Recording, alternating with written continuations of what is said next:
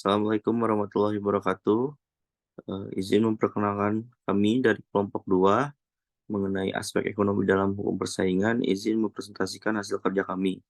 Yang pertama ada kelompok kami, di antaranya adalah diri saya sendiri, yaitu Muhammad Wildan, lalu ada Audrey Zainun Nizar, lalu ada Marsha Salsabila, ada Alfon Fahreza Munzana, lalu ada Alvina Putri Dewita.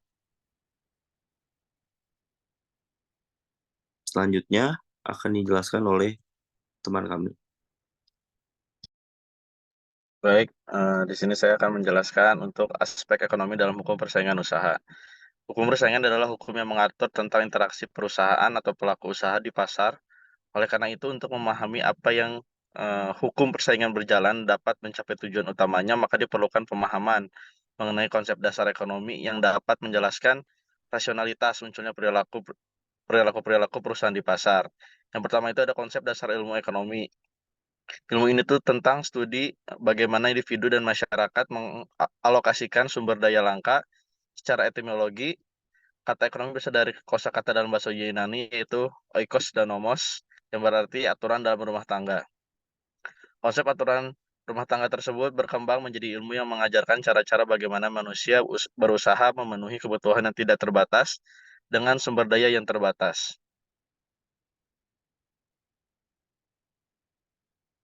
Ada dua kata kunci yang harus diingat dalam ilmu ekonomi ini, yaitu unlimited needs pada satu sisi dan limited resource pada sisi yang lain. Ketidakseimbangan kedua sisi tersebut memunculkan masalah ekonomi.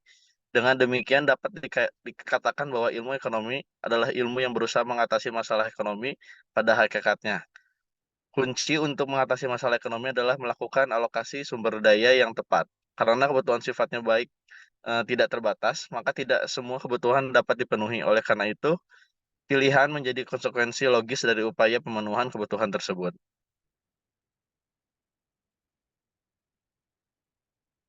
Kemudian ada scarcity, choices, dan opportunity cost. Yang pertama itu keterbatasan menyebabkan banyak hal terasa langka. Kelangkaan mencakup kuantitas, kualitas, tempat, dan waktu. Sesuatu tidak akan langka kalau jumlah yang tersedia sesuai dengan kebutuhan. Berkualitas baik, tersedia di mana saja dan kapan saja. Udara untuk pernafasan manusia untuk daerah yang masih hijau belum langka sebab tersedia dalam jumlah yang banyak, tersedia di mana saja dan kapan saja. Kemudian dalam setiap masyarakat selalu didapati bahwa kebutuhan manusia tidak terbatas banyaknya. Manusia tidak pernah merasa puas atau atas apa yang mereka capai. Dan mereka peroleh apabila keinginan sebelumnya telah tercapai, maka muncullah keinginan yang lain. Terbatasnya sumber daya yang tersedia dibandingkan dengan kebutuhannya, menyebabkan manusia harus menentukan pilihan yang bersifat individual maupun kolektif. Selain itu ada juga yang dapat keputusan bersifat kompleks. Seperti misalnya, mana yang ada kita dahulukan, sekolah yang tinggi atau sekolah yang cepat bekerja. Kemudian yang ketiga, dalam melakukan pilihan pasti akan muncul alternatif yang tidak terpilih. Tidak terpenuhinya alternatif yang tidak dipilih merupakan biaya yang muncul akibat dari memilih. Alternatif yang kita pilih adalah pilihan yang terbaik. Kemudian ilmu ekonomi juga memandang manusia sebagai makhluk rasional. Pilihan yang dibuat berdasarkan pertimbangan untung rugi dengan membandingkan biaya yang harus dikeluarkan dan hasil yang akan diperoleh. Bagi seorang akuntan, biaya adalah total uang yang dikeluarkan untuk memperoleh atau menghasilkan sesuatu. Misalnya seorang melakukan usaha jual beli mobil bekas. Di awal tahun ia membeli sebuah mobil bekas dengan harga 70 juta. Mobil itu diperbaiki dengan biaya 10 juta, maka total harga perolehan mobil menurut konsep akuntansi adalah 80 juta. Di akhir bulan, ia menjual mobil tersebut dengan harga 92 juta, maka orang tersebut akan untung 12 juta. Ekonomi melihat dari sudut pandang yang telah lebih luas. Itu alternatif penggunaan uang sebesar 80 juta jika tidak dipergunakan untuk membeli mobil bekas. Alternatif yang paling umum adalah menyimpan dalam deposito. Jika bunga deposito 20% per tahun, di akhir tahun uang pengusaha tersebut menjadi 96 juta. Jadi walaupun secara akuntansi ia untung 12 juta, namun secara ekonomi rugi 4 juta sebab dengan mendepositikan uangnya ia memperoleh 4 juta lebih banyak dibanding menjual mobil bekas tersebut. Selanjutnya dilanjutkan oleh Wildan. Baik, selanjutnya penawaran atau demand dan penerimaan atau supply. Dalam konsep ekonomi mikro terdapat dua pelaku ekonomi, yaitu rumah tangga atau household atau perusahaan firm. Masing-masing pelaku memiliki masalah ekonomi. Di sisi HH sebagai presentasi dari konsumen memiliki masalah bagaimana memaksimumkan kepuasan utility dengan pendapatan income yang tersedia. Di sisi firms, masalah ekonomi yang dihadapi adalah bagaimana meminimumkan biaya produksi atau cost production berdasarkan target produksi yang ditetapkan. Bagian dari ekonomi mikro yang menganalisis perilaku firms sebagai produsen dalam upaya memecahkan masalah tersebut disebut sebagai teori produsen. Hasil dari teori produsen menjadi basis pembentukan penawaran supply produsen. Lalu ada permintaan demand. Dalam pemahaman konsep dasar dari permintaan demand, perlu diingat terdapat dua konsep yang berbeda namun berkaitan, yaitu jumlah yang diminta, quality demand, atau permintaan demand. Permintaan atau demand, jumlah yang diminta, quality demand, adalah jumlah barang yang jasa yang diinginkan diminta oleh konsumen pada tingkat harga tertentu. Hubungan antara harga dan kuantitas bersifat hubungan satu atau one-to-one relation, sedangkan permintaan demand adalah jumlah barang dan jasa yang ingin pada suatu daerah geografis tertentu. Dari penjelasan tersebut, terlihat bahwa permintaan merupakan kumpulan dari quantity demand, dengan kata lain demand cues, atau berisi titik-titik quantity demand. Lalu ada faktor-faktor penentu permintaan.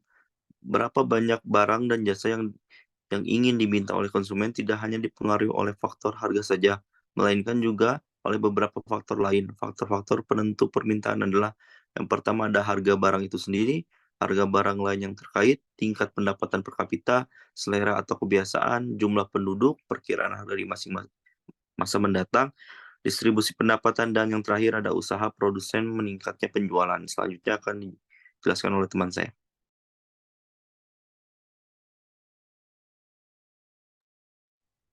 Selanjutnya ada paradigma dalam organisasi industri, yaitu organisasi industri adalah ilmu yang berusaha menerangkan bagaimana melihat, menganalisa, dan menjelaskan motivasi dan kendala yang dihadapi suatu perusahaan sebagai konsekuensinya berada di pasar.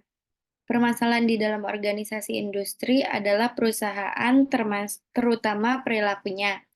Tujuan akhir dari fungsi pasar berusaha untuk mencari dan mengidentifikasi kumpulan dari atribut atau variabel yang mempengaruhi kinerja ekonomi, sekaligus membangun sebuah teori atau model yang dapat menerangkan hubungan antara atribut-atribut tersebut dengan kinerja akhir.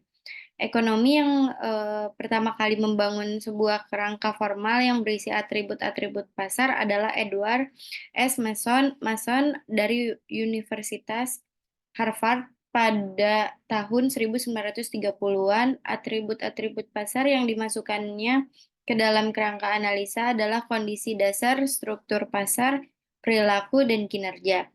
Kerangka tersebut digunakannya untuk menganalisa dan menjelaskan kejadian-kejadian dan proses ekonomi yang terjadi di suatu pasar atau industri. Paradigma Harvard. Analisis pasar dari sudut pandang perusahaan yang beroperasi maupun dari sudut pandang otoritas publik memerlukan karakterisasi yang tepat. Karakterisasi ini mencakup penentuan unsur-unsur apa saja yang ada di dalam struktur pasar, perilaku, dan kinerja, dan peranan dari masing-masing unsur tersebut yang pada akhirnya akan menentukan arah hubungan yang terjadi di antara atribut pasar tersebut. Lanjut.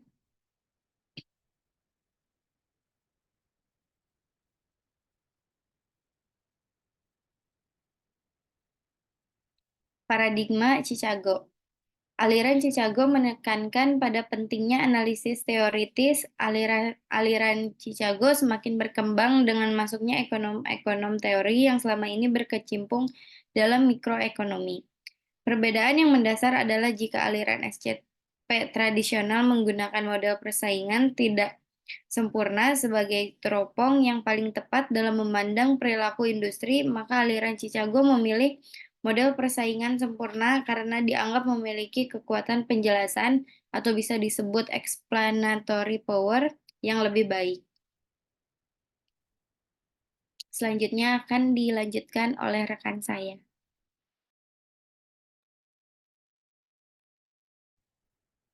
Perilaku strategis penentuan harga.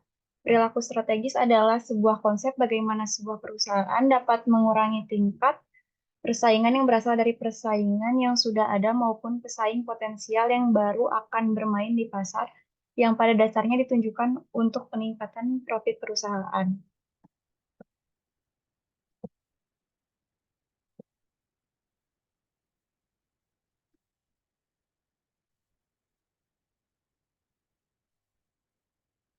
Perilaku strategis terdiri dari dua tipe, yaitu dalam bentuk kooperatif maupun non-kooperatif. Pertama, perilaku yang bersifat non-kooperatif mengacu pada tindakan perusahaan yang mencoba meningkatkan profit mereka dengan perusahaan yang mencoba meningkatkan posisi relatifnya terhadap pesaing. Kedua, perilaku strategis yang bersifat kooperatif diciptakan untuk mengubah kondisi pasar sehingga memudahkan semua perusahaan untuk berkoordinasi dan membatasi respon pesaing mereka.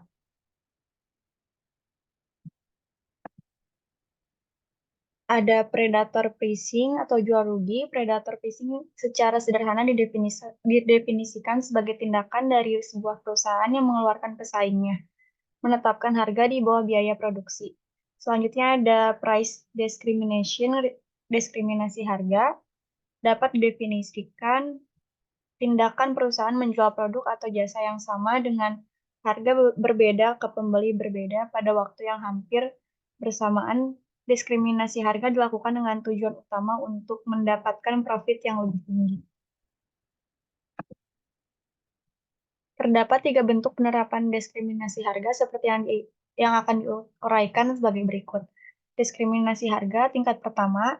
Tingkat pertama dilakukan dengan cara menerapkan harga yang berbeda-beda untuk setiap konsumen berdasarkan reservation price masing-masing konsumen. Yang kedua ada diskriminasi harga tingkat kedua. Jika perusahaan tidak memiliki informasi mengenai reservation price konsumen, maka diskriminasi tetap dapat dilakukan namun tidak mendiskriminasi konsumen secara langsung, melainkan melalui diskriminasi produk.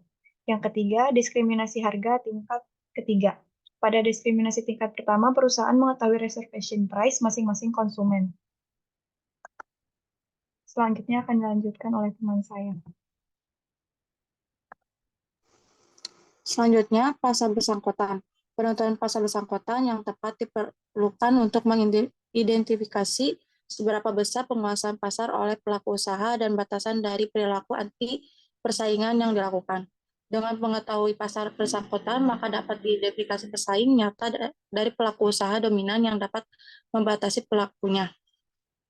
Menurut Undang-Undang Nomor 5 Tahun 1999, pasar bersangkutan didefinisikan sebagai pasar yang berkaitan dengan jangkauan atau daerah pemasaran tertentu oleh pelaku usaha atas barang dan atau jasa yang sama atau sejenis atau substitusi dari barang dan atau jasa tersebut.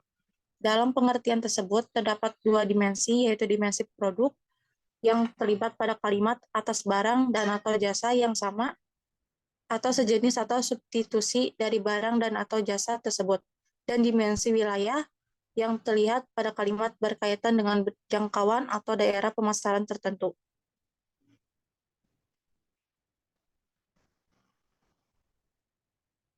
Pasar menurut produk. Barang yang termasuk substitusi terdekatnya tersebut akan dimasukkan ke batasan sebuah pasar bersangkutan jika substitusi yang dilakukan oleh konsumen akan mencegah naiknya harga produk relevan di atas harga tingkat persaingan. Pengujian ini berusaha mengidentifikasi serangkaian kecil produk dan produsen, di mana hypothetical monopolis mengendalikan pasokan dari semua produk di dalam rangkaian tersebut yang dapat meningkatkan keuntungan dengan menaikkan harga di atas harga kompetitif. Pendekatan yang mendasari tes tersebut dapat diaplikasikan untuk mengidentifikasikan pasar produk dan juga pasar menurut geografis. Pendekatan ini menggunakan dasar pemikiran menaikkan harga di atas level kompetitif. Sehingga pengujian menggunakan hipotesis kenaikan harga ini disebut dengan istilah SSNIP test. SSNIP test pendekatan pada intinya ingin melihat apakah sebuah perusahaan akan mendapatkan keuntungan jika menaikkan harga, substitusi dari sisi permintaan. Pada intinya merupakan analisa yang berfokus terhadap substitusi yang ada untuk pembeli dan apakah terdapat pelanggaran yang akan berpindah pada saat terjadi peningkatan harga tanpa menimbulkan biaya membatasi perilaku pemasok produk yang bersangkutan. Substitusi dari sisi penawaran, substitusi dari sisi produsen juga mempengaruhi ruang lingkup pasar relevan, di mana jika pelaku usaha sebuah produk tertentu mengalihkan fasilitasnya untuk memproduksi barang substitusi, jika harga naik cukup signifikan, substitusi penawaran muncul ketika pemasok barang mampu bereaksi dengan cepat terhadap perubahan kecil yang permanen pada harga relatif dengan merubah produksi ke produk yang relevan tanpa menimbulkan biaya atau resiko tambahan.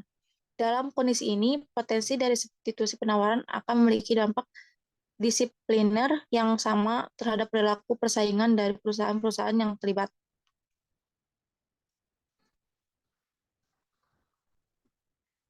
Pasar menurut geografis. Penerapan metode yang sama dapat digunakan untuk menentukan cakupan geografis pasar yang relevan.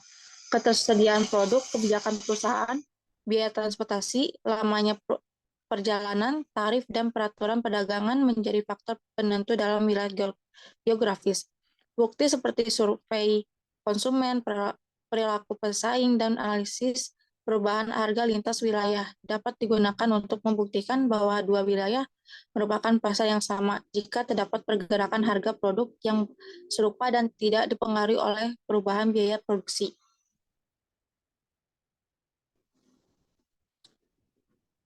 Sekian Baik. dari